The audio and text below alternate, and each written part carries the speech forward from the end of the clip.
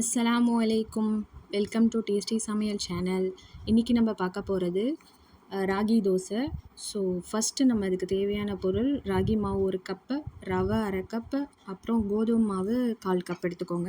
Next step வந்து சின்னதாக சாப் பண்ண ஆனியன்ஸ், அப்புறம் கருவேப்பிலை, கொத்தமல்லி, கொஞ்சம் கேரட், இதெல்லாம் துருவி நீங்கள் அதில் சேர்த்துக்கலாம். இதுக்கு தேவையான சால்ட்டு கொஞ்சம் சேர்த்துக்கோங்க. அப்புறம் கொஞ்சமாக ஒரு ஒரு ஒரு டேபிள் ஸ்பூன் தயிர் எடுத்துக்கோங்க. இதுக்கு தேவையான காரத்துக்கு மிளகு வேணும்னா தட்டி சேர்த்துக்கோங்க. என் பையன் சாப்பிட மாட்டான், ஸோ அதனால் நான் மிளகு சேர்க்கலை. ஸோ இதை கொஞ்சம் தண்ணி ஊற்றி நல்லா தோசை ஊற்றுற பதத்துக்கு நீங்கள் இதை நல்லா ஒரு மேஷ் பண்ணி நல்லா கிண்டி எடுத்துக்கோங்க. அங்கே இருக்க மாவு எல்லாம் நல்லா கரைஞ்சி இருக்கணும். நான் இப்போ செய்கிற மாதிரி நீங்களும் நல்லா மிக்ஸ் பண்ணுங்கள், ஏன்னா அங்கங்கே கட்டி கட்டியாக இருக்கும். ஸோ இதை கிண்டி பார்த்திங்கன்னா தெரியும், ரொம்ப கட்டியாக இருக்குது. ஸோ உங்களுக்கு தேவையான அளவு இன்னும் கொஞ்சம் தண்ணி வேணும்னாலும் சேர்த்துக்கலாம். சேர்த்துக்கிட்டு நல்லா மிக்ஸ் பண்ணிவிட்டு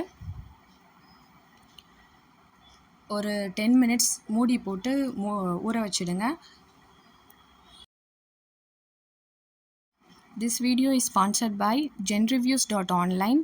இந்த genreviews.onlineல டாப் அண்ட் லேட்டஸ்ட் ரிவ்யூஸ் ஆன எல்லா ப்ராடக்ட்க்கும் பார்த்துக்க முடியும்.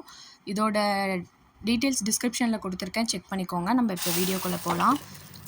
நெக்ஸ்ட்டு அந்த 10 மினிட்ஸ் நம்ம மாவு ஊற வச்சோம் இல்லையா, ராகி தோசை மாவு ஊற வச்சோம். ஸோ இதை இப்போ நல்லா கல் சூடாக்கிட்டு தோசை மாவு நம்ம கல்லில் நல்லா சுற்றி ஊற்றிக்கலாம். கொஞ்சம் மொத்தமாகவே இருக்கட்டும், அப்போ தான் சாப்பிட நல்லாயிருக்கும். இப்போ நல்லா ஹீட் ஆன் வச்சுக்கோங்க. சுற்றி எண்ணெய் ஊற்றி கொஞ்ச நேரம் நல்லா லோ ஃப்ளேமில் வேகட்டும்.